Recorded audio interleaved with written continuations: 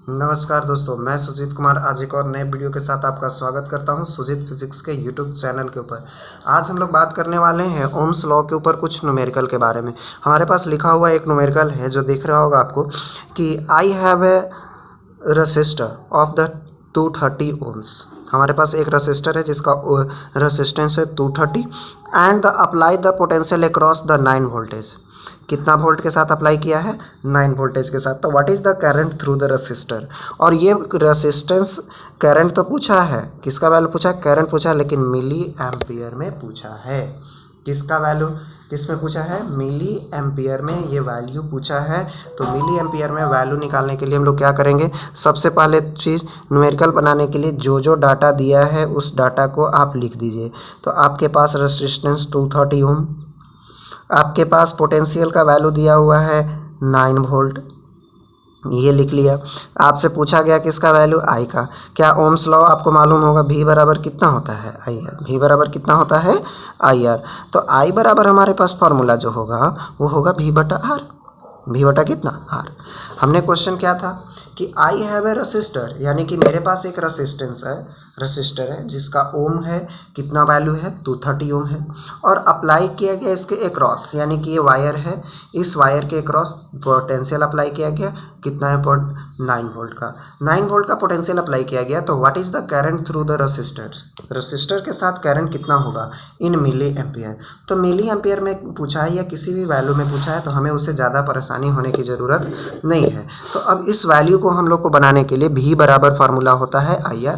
तो आई बराबर हमारे पास फार्मूला हो जाएगा V बटा आर। V बटा कितना होगा? आर। तो V बटा जब आर होगा तो इसी वैल्यू को हम लोग अब एक्सप्लेन करते हैं, बना लेते हैं। तो इस वैल्यू को हम यहाँ पर बनाते हैं, देखिए ध्यान से। अब ये वैल्यू को देखेंगे, आई का वैल्यू हमें कैलकुलेट करना है। V का वैल्यू है 9, आर का वैल्यू है 230। आर का वैल्यू कितना है? 230। अब ये हमारे पास वैल्यू आ गया। अब इसको अगर हम लोग कैंसिल करते हैं, आप मोबाइल से कैंसिल करने का काम करेंगे तो इसको कैंसिल करने के बाद आपका जो वैल्यू आएगा वो आएगा 0.0391 एम्पियर। ये किस में आ गया? एम्पियर में। तो ये एम्पियर में आया। किसका वैल्यू आया भाई? आई का। हमें वैल्यू पूछा है किस चीज़ में? मिली एम्पियर में।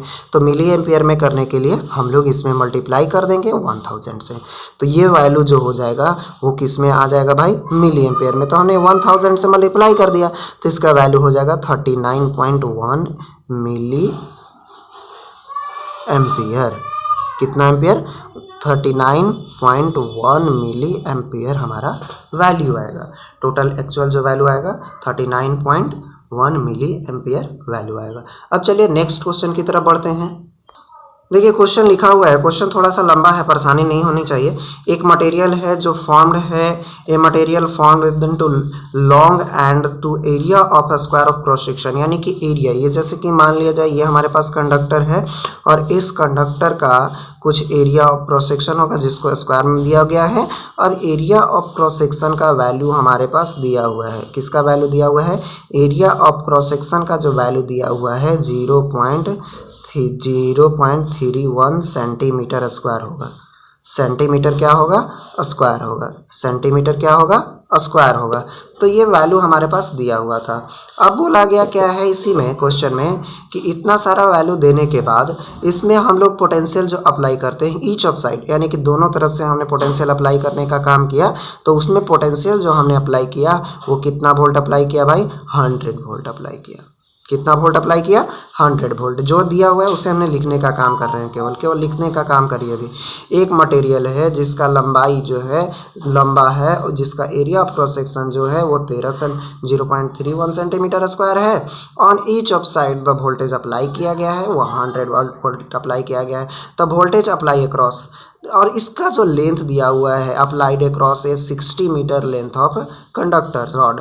तो लेंथ का वैल्यू, एल का वैल्यू 16 मीटर हमारा गिवन है। जो क्वेश्चन में गिवन है वो हमने लिखते चले जा रहे हैं। Length of the rod, A rod 4.6 ampere current. Rod में इसमें जो करंट का वैल्यू दिया हुआ था, वो जो करंट का वैल्यू है 4.6 एम्पियर। 4 पॉइंट कितना दिया हुआ है, 6 एम्पियर। तो पूछा है कि इस रसिस्टर का, इस वायर का रेसिस्टेंस कितना होगा और रसिस्टिविटी रो का वैल्यू कितना होगा। ये सारा वैल्यू हमें कैलकुलेट करना है। तो कैलकुलेट करना बहुत आसान है। अब हमारे पास जो डाटा दिया है गिवन, उसके से बात करते हैं। पहले आर का वैल्यू निकाल लेते हैं। तो आर का वैल्यू निकालने के लिए हमें ओम्स लॉ भी बराबर कितना से जाना होगा, आई आर से।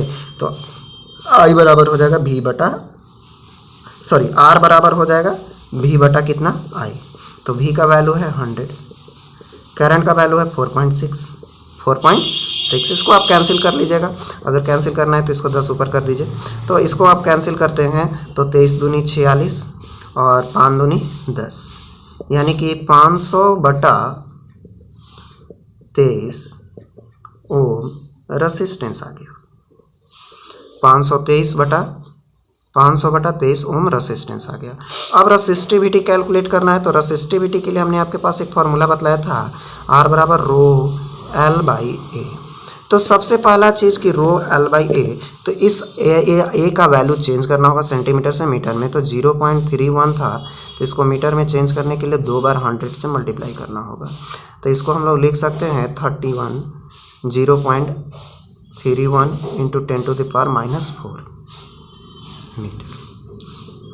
Metre square. अब चलिए इसी का वैल्यू यहाँ पर पुट करते चले जाइए। तो R का वैल्यू रो का निकालना है, तो R A divided by L। तो R का वैल्यू हमारे पास कितना होगा, R का वैल्यू हमने निकाला है 500 बटा 23, L का वैल्यू 16, A का वैल्यू हमने निकाला 0.31 into 10 to the power -4। 10 to the power कितना, -4, 10 टू द पावर -4। अब इसको आप जो कैंसिल कीजिएगा वो आपका आंसर आएगा। आपसे रिक्वेस्ट है कि आप इसका आंसर आप मोबाइल से या जिस टाइप से आप सॉल्व करें, आप सॉल्व करके हमें आंसर ज़रूर बताएं। तो ये आपका काम है, आप यहाँ से ज़रूर करेंगे। अब बढ़ते हैं अगले क्वेश्चन की तरफ। अगला क्वेश्चन है मेरे पास कि एक लेंथ ऑफ कंडक्टर जो है, कंडक्टर का लेंथ जो है, हमने पहले से मान लीजिए कि ये लेंथ है कंडक्टर का, ये लेंथ है कंडक्टर का L, इस लेंथ का है L, area of cross section कितना है A। तो रेसिस्टेंस मान लिया जाए कि हमारे पास कितना है R1, ये L1 है, ये A1 है L। तो ये है हमारे पास रेसिस्टेंस। तो अब बदलता क्या है, नाउ अब हम लोग लिख लेते हैं कि now length double, length double, length को डबल करते हैं तब, तो लेंथ डबल करते हैं तो L1 का वैल्यू तो L था, L2 का वैल्यू कितना हो जाएगा 12, एरिया ऑफ क्रॉस सेक्शन कितना रहेगा R, लेकिन रेसिस्टेंस तो बदल जाएगा, कितना हो जाएगा R2। तो हमें रेसिस्टेंस R2 का वैल्यू पूछा है कि R2 का वैल्यू कितना होगा पहले से। तो पहले इसका वैल्यू निकाल लीजिए। तो R बराबर रो L by A, L1 R1 है तो L1 होगा, और एरिया ऑफ क्रॉस सेक्शन बदला नहीं है तो उसको हम बदलेंगे नहीं, और इसका अगर निकालेंगे तो हो जाएगा rho L2 divided by A. Question number second, equation number first, from equation first divided second, from equation first divided second, तो R1 डिवाइडेड बाई R2 बराबर rho L1 divided by A divided by rho L2 divided by A. Rho से rho साफ, ए से ए साफ। तो हमारे पास value क्या मिलने वाला है, देखिए ध्यान से।